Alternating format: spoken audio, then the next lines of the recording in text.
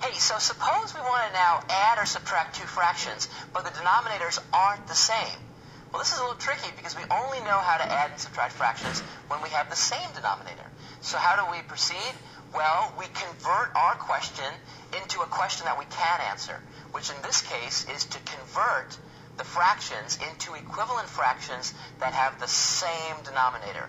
We call that the common denominator. And the way we do that, well, we get a common denominator by finding some kind of common multiple that each of these numbers in the denominator have. Let's take a look at an example here. So let's take 1/6 and add to it 2/7. Notice that the denominators are not the same, so I just can't happily add the numerators. That's wrong. I've got to do something. I've got to convert these denominators to be the same. So I need a common multiple. Remember, a common multiple is just a number that has each of these two numbers as factors. So an easy way of doing it, by the way, is just to pick the common multiple to be the product of the two denominators. In this case, 6 times 7. Now let's think about that. How would I make that fly? Well, I can't change the rational numbers numerically, but I could write them as equivalent fractions. And that means that if I multiply the denominator by something, I have to multiply the numerator by the exact same something. So, if I want a common denominator to be 6 times 7, which is 42, then I have to multiply the top and the bottom of the first fraction by 7. 7 on top, 7 on the bottom. It's an equivalent fraction, hasn't changed anything.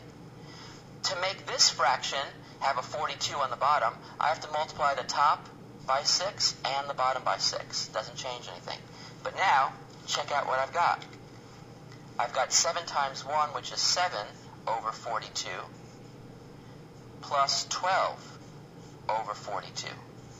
And voila! Magically, these equivalent fractions now have the same denominator. What does that mean? It means that I can just add the numerators at my whim. 7 plus 12, which is 19, over 42. And so the sum of those two fractions with different denominators actually equals 19 over 42. And what was the method? The method was to generate a common denominator. In this case, the simplest way was just to get the common denominator to be the product of the two denominators. Now, let's look at this question. Here I have 4 and 4/7, and I'm adding to it -4 1/2.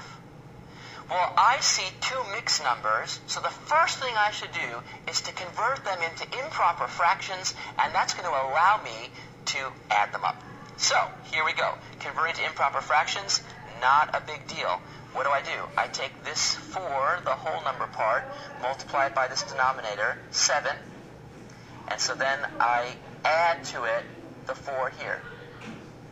And so what do I see? I see 32. And I write that over the same bottom 7. And then I'm going to add, I'm going to do the exact same process here. -4 times this 2, that's actually -8. Well, now let's hold on here. What I want to do here is hold off that negative sign. That negative sign is there, but that's in front of everything. So we take the 4, multiply it by the 2, that's 8. And then I add the 1, that's 9. And now put in that negative sign. And that's still over 2. See that? So the negative sign we're going to hold off to until I've converted this into an improper fraction, and then stick that negative always on the numerator.